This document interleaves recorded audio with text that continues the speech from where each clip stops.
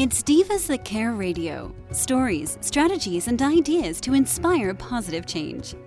Welcome to Divas That Care, a network of women committed to making our world a better place for everyone. This is a global movement for women, by women, engaged in a collaborative effort to create a better world for future generations. To find out more about the movement, visit divasthatcare.com after the show. Right now, though, stay tuned for another jolt of inspiration. Magical day to all. Welcome to Divas That Care Network. I am Joyce Benning, and I will be your host for this magical, robust lifestyle show. I would like to thank all of the listeners that are tuning in to this show on the numerous different platforms. I am just so very grateful and thankful for each and every one of you. And you are all in for one magical show today, because I have with me my amazing returning diva, Joanne Moez Rutze, and her and I are going to chat about seeds of self-worth. Oh man, is this going to be one fabulous show? And with that, Joanne, would you please introduce yourself to our listeners today? Well, absolutely, Joyce. Thank you so much for having me as a return speaker and share and all of that. It's an honor to be on your program. And my name is Joanne Moise Routier. I live in Ontario, Canada, an hour east of Ottawa. I am a horse facilitated grief guide. I am a horse facilitated personal development coach. I teach horse facilitators around the world to become a certified grief guide working with horses. I am a coach. I am a mentor to many people, and I love the work that I do. The horses have gained their, how can I say that? The horses have gained a new place in my life, in my heart, because of the understanding of what they bring to humans in their development through many demises. And I specialize in grief because of my own personal experience of what I went through in grief after the loss of my son, Jesse, in August of 2022. So I knew that I was on a mission to make a change, and I knew and I declared it. To make a change was my mission, to make a change worldwide, to make awareness, to bring awareness around grief, because we are so conditioned from the past and generationally conditioned as far as how people look at grief. People look at grief and become fearful right away. They're scared of grief. And let me tell you, during my journey of being a bereaved mom, I became to a person and a place where I said, grief is not to be feared. Grief is not to be suppressed. Grief is not to be unexpressed. Grief is actually to be a friend with, because grief has much to bring to the table as far as many healing pieces of an individual's life. And I am here as an advocate for grief, and grief through the assistance of horses. So that is a little bit about who I am, who I'm growing into being, becoming, and evolving in my own personal life and journey. So this is very sacred to me to be brought back onto your show, Joyce, to continue to share what I am learning, what I'm discovering, experiencing, and healing, and to share it with the world, so that there is a change. There is a change in their outlook through grief, and how healing grief gives you so much liberty, freedom from within in living a life without such demise of pain that we carry, that we don't know that we carry. And in grief, old wounds surface and healing starts. But it is with the guidance of a professional that I found my way. And seeking professionals in grief, you think it is easy, but it is not. The world is in, oh, you're on a wait list. And I'm sorry, but in grief, there is no waiting. Mm-hmm. So I declared then, in the week of upset and anger, whenever I was seeking out resources to help me, and there were no doors to be opened. And that's when I knew I had to become a resource in grief. So I became a certified grief educator. And I knew I was going to amalgamate it with the horses, because I am a 2-time certified Equine Assisted Learning and Personal Development coach in the industry. So I knew I was going to bring the magic of the horses together with the grief aspect of my understanding and my teachings and my experience as the resources that I've sought out and got educated in order to help people in a way that is almost unexpressive. I don't even know how to say it, that there's words that can't even explain the actual healing that takes place for individuals with the magic of horses and the expertise that I bring to the table in grief. I am doing the best that I can. And let me tell you that it was pretty darn scary to show up and to be that resource. So the more I show up, the more ease I am finding. And that ease is because it's more healing that I am finding within myself. Mm-hmm. And therefore, I am here, like I said, and sharing with you, an honor to be here again on your show. So thank you, Joyce. Oh, thank you. That was just beautiful. And the feeling is mutual. I am so honored to have you here to share with the world the journey that you've been on and how you have helped to heal. And now you're helping to heal others to make the world a better place. What a beautiful diva you are. And the magic of horses. Oh my goodness. We could talk for hours just on those 3 words, because there's so much magic in what horses can do for you. So with that, we're at our topic on seeds of self-worth. How would you like to start to share with our listeners? You've shared so much already, Joanne. And I was just like, oh, wow.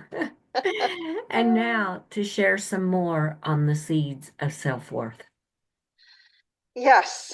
In my journey, whenever I got back into working with clients, and when I declared that I was the advocate for grief and with horses, I started back with clients in marketing grief. I specialize in grief. I market grief because there's not enough out there. So I said, I am going to specialize in market grief. So I did.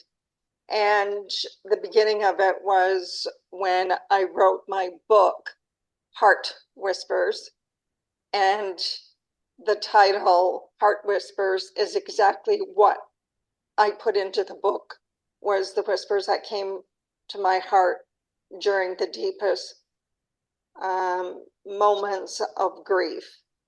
So I knew that I was thereafter realizing, putting out resources to people who are in grief, in pain, sorrow, from loss. See, grief, people think that it's something that you're going to fear and you have to shy away from. And actually, bury your head in the sand about that's as true as it can get. But as soon as I became a voice around grief and loss, the floodgates opened. So as I was marketing out grief, the floodgates opened as well to come to have time with me and my horses to help them through some pain and understand what they were going through and to unveil healing that is needed. And during the times that I was with clients, something occurred to me that there was a common denominator that I heard from every one of my clients. And then I did a reflection for myself. And I said, that common denominator in grief is actually how we end up thinking about ourselves and how we feel less worthy about ourselves, because a rabbit hole is uncovered where a grieving heart during grief, obviously, goes down the shitter, I'm going to say it, about self-worth. They take a poop kicking about their self-worth because in pain, we figure there is so much guilt and shame on top of the pain. So where do you think the level of her self-worth is? Just about non-existent. And it is very easy to go down the rabbit hole because of a loss that we are suffering, enduring, gone through, and just surviving. And I am a true believer, and I am here more than a survivor. I am here as an individual that has gone through a journey of the loss of her son, and I am thriving, and I am showing up for people because I know it. I wouldn't be here expressing, explaining, educating, having conversations, workshops, and talks to people around the world, and teaching other horse facilitators to be certified as grief guides if I didn't believe it and know it and feel it to the core of my being. So through my clients, I've seen and a reflection of my own self-worth that is so easy to go down a rabbit hole of self-worth. And where does the lack of self-worth come? It's a byproduct of lack of self-love. So during grief, it's very easy not to love yourself because you're in so much pain, and there is so much of I should have, I could have, why didn't I? Why did I? And therefore, every time that conversation happens internally, it's not necessarily having to be with someone face to face. These conversations happen with the self. And a lot of the times, why the self is because in grief, you're in isolation. Not because you're placed in isolation, you self-isolate. Because that is a place where you are the safest. You don't have to deal with the world because the world is too big. So the other piece that comes to mind about lack of self-worth is the lack of self-love. So what is the root of lack of self-worth, lack of self-love? There is a root.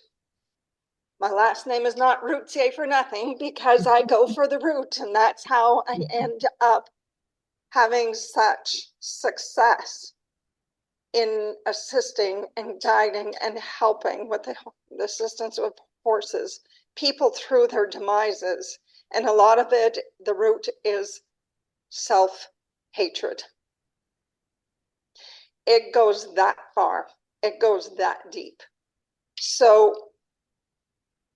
in the spectrum of self-hate, on one side, it can be pride related, and the sliding scale of it on the opposite end is shame related.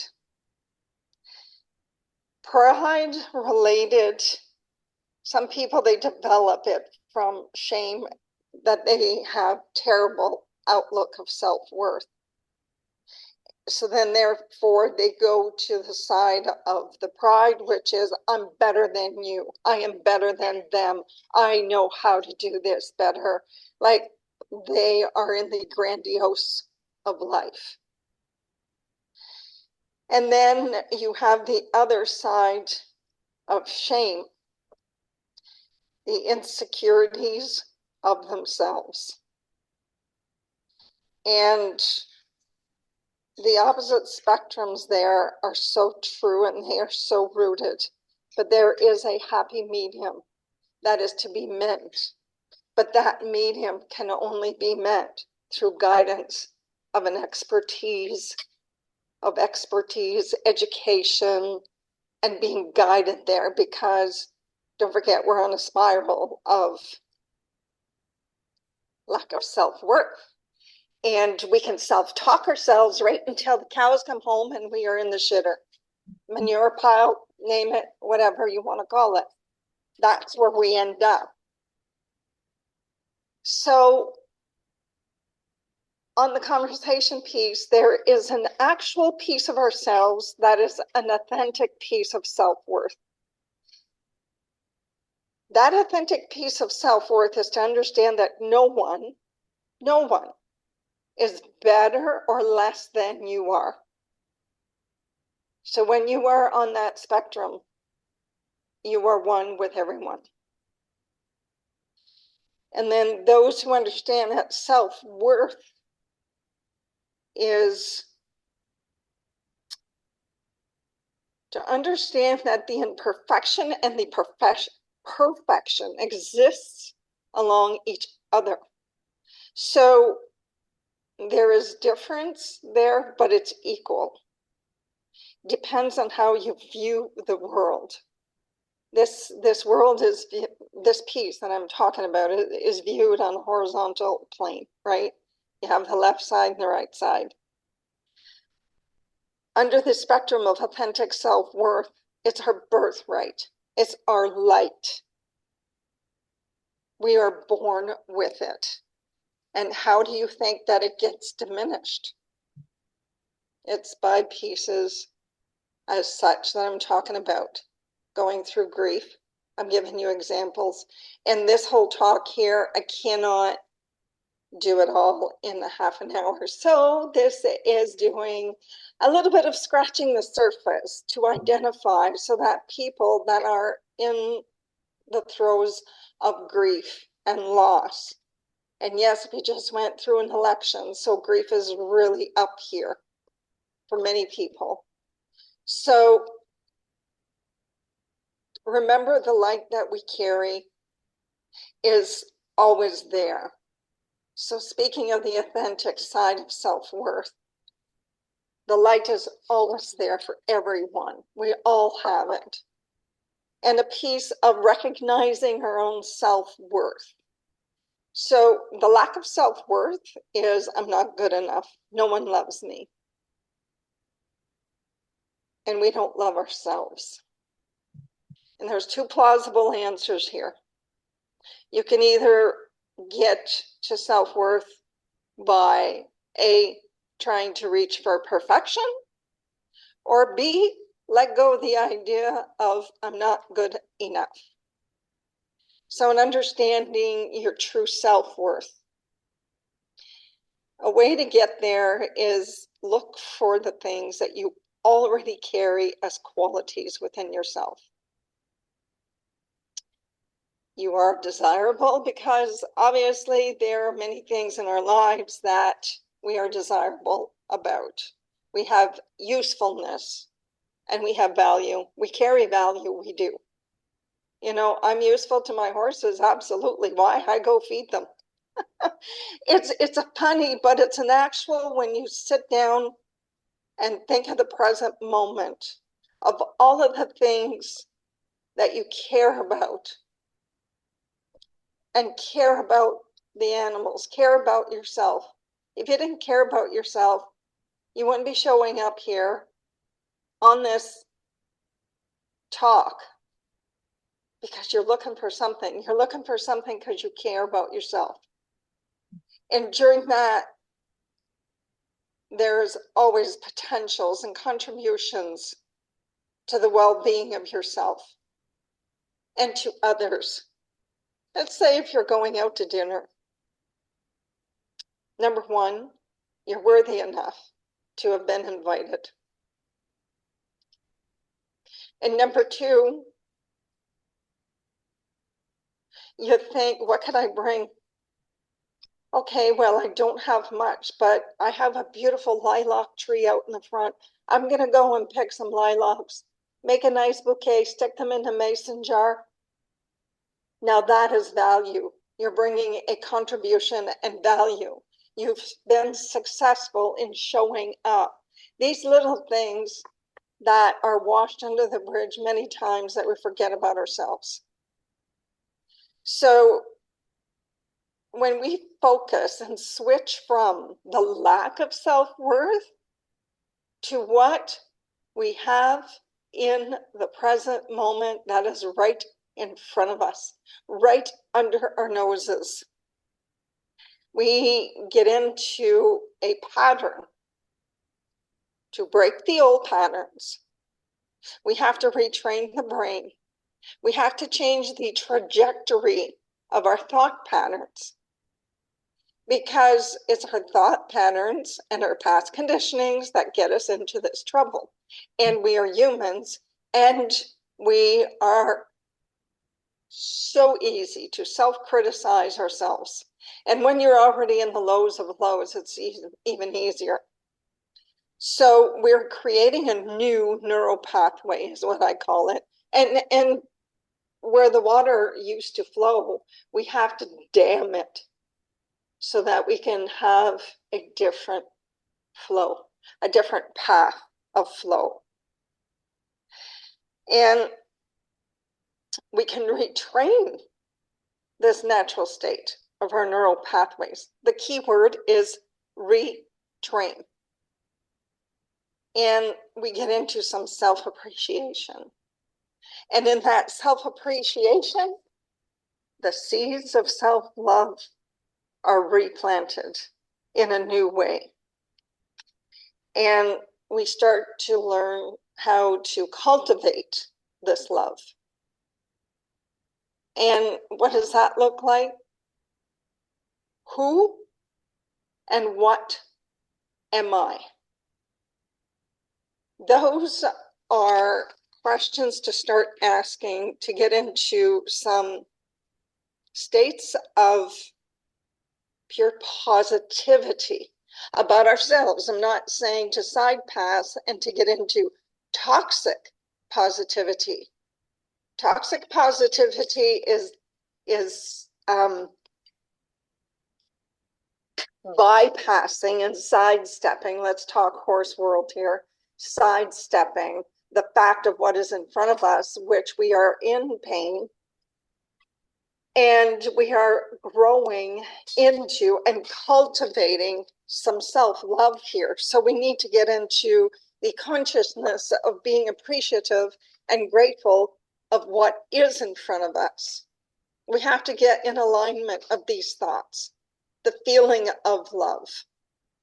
So this gives us a state of freedom and bliss and peace. And it's a boomerang. What we give, we get back. The emotional reflection of love and peace and joy. Yeah, it's hard to get into, but it's not there. It is there. We have to cultivate and retrain because it's always there. It never left us. So when we get into the oneness and being in the present, we absolutely can cultivate this self-love. Get out of the waters of lack of self-worth and get into the seeds of self-love. So we are actually getting back into alignment with our soul and our higher self. Like I said, that never leaves us. That love is in perfect alignment with your soul. So these seeds, what matters is how much sunshine are you going to expose these seeds to? How much water are you going to feed it? That is up to us. We have the choices. The choices to cultivate self-love is all about practice and maintaining the focus about and towards ourselves. You know, when you look in the mirror and point the finger at it, where's your thumb? It's pointing back at you. Mm-hmm.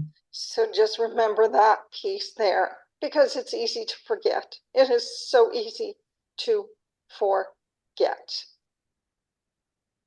The focus and the moments are just seconds of making a choice, of having that decision to go back to our natural states of our birthrights. And it starts small. It starts by cultivating self-love. Who am I? You know, so we retrain ourselves. We have a choice of going to feed it positive stuff, or we also have a choice of feeding it negative stuff. Totally, totally up to us. We are the holders of these seeds.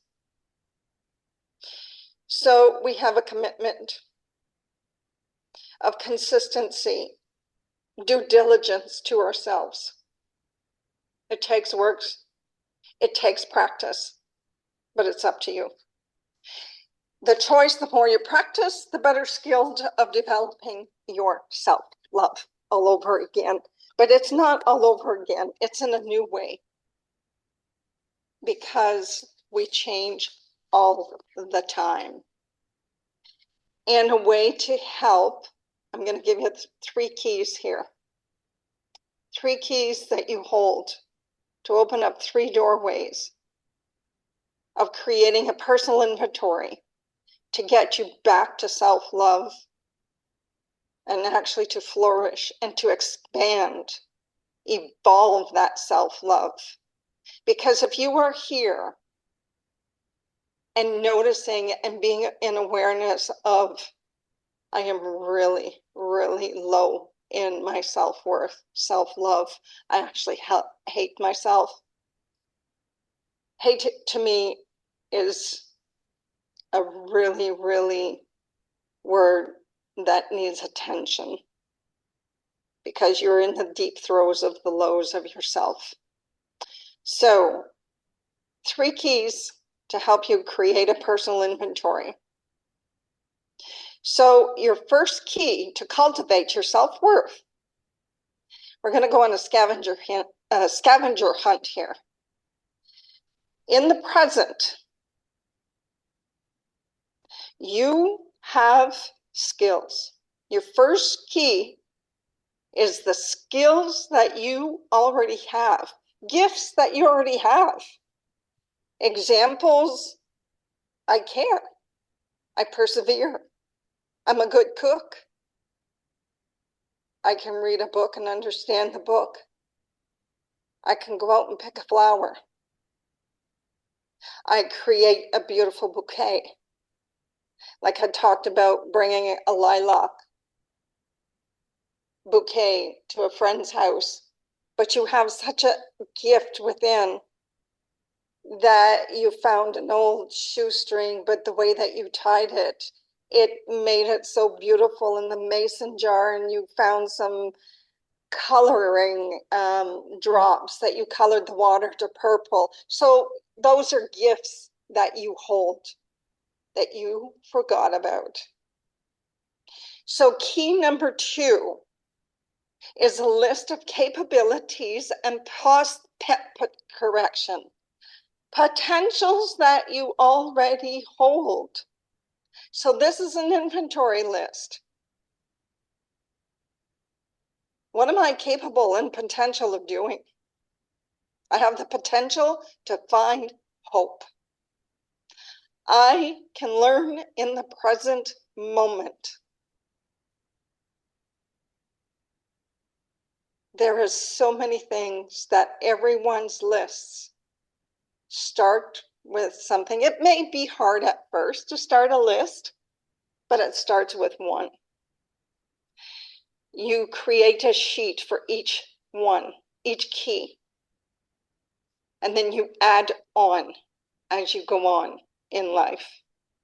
So key number 3 is a list of contributions that you've done, you showed up for, and successes that you have already accomplished. So an example, a contribution is a perfect example of the flowers that you brought at a dinner. I contributed. And everybody was like, oh my gosh, thank you. They smell so nice. Oh my gosh, I'm going to put them over here. That's a contribution that you did.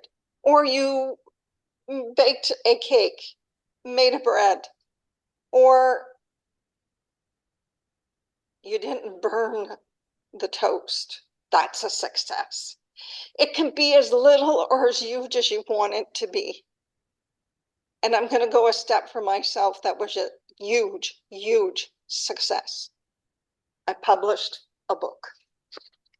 So my lists are different than what yours are going to be. Everybody's list is going to be different.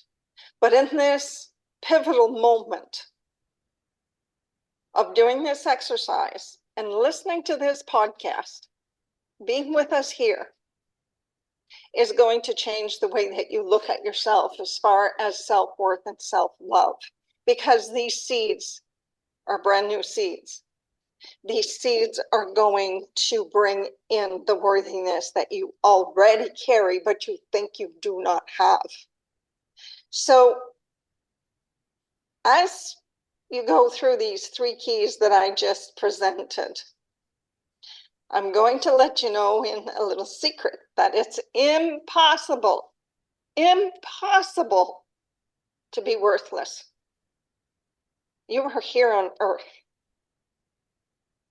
That's worthiness. So it's life that happens on our journey that gets us to this point of forgetting who we are. While you're creating this list, it's going to be an accumulation of the 3 keys that I presented. You're going to forever cultivate self-love and self-worth. You're going to forever add some pieces on. And as you keep adding to this list, for me, you know what I found, Joyce? It's never ending. Yeah. It's never ending. And the more that you do this, even every night when you're going to sleep at night, go through the list and see what you can add. You're going to go to sleep a whole different person. You're going to wake up in a whole different way. And then we keep these seeds nourished by doing this. This is a process. And as you work on it, the results of the love that you begin to show yourself is going to be shown on the outside towards everything, everyone, everything you do and hold, animals, nature. It's going to be a reflection of what the work that you're putting in, where you started as there was no self-worth to the seeds of self-love. It is amazing, this journey. And I bring this to my clients. And it's amazing how the darkness has casted such shadows in their lives that they couldn't see the little piece of light that was there, because light never, ever goes out. It may be embers, it may be a flicker, but it is always there. We got to keep feeding the fire of the beauty that we are and the love that we carry. So how you're going to nourish that fire, how you're going to put sticks and logs and actually listen to that fire burning and crackling. It is actually very inner moving. So this is a piece that I am sharing with you. You reap what you sow. So here's to the seeds of self-worth. Oh, that was just absolutely beautiful, Joanne. You have left so many golden nuggets, and I would love to have you come back and share more, because I know we could talk for hours. Our time is getting so close to being up. So I just want to thank you so very much for being on my Robust Lifestyle show, and wish you magical days. And please return again so you can share more with our listeners. Thank you so much, Joyce. And it's always an honor to be here along my journey and sharing it with many of your listeners. So thank you again. You are so very welcome. And with that, I want to thank all of our listeners for listening to this amazing show with our incredible diva Joanne Moaz Root CA. And please share this show with your family and friends. Check out all the other hosts and their shows on divasthatcare.com. And remember all the golden nuggets she gave us. Go back and listen at least once or twice, and you will catch so many golden nuggets in this show. And to all, I want to wish you all a magical day. Remember, be kind to all, including your animals. Give them a great big extra hug and share all your love with them, as they so deserve it. Until we connect again on Robust Lifestyles, stay strong and healthy. Thanks for listening. This show was brought to you by Divas That Care. Connect with us on Facebook, on Instagram, and of course on divasthatcare.com, where you can subscribe to our newsletter so you don't miss a thing.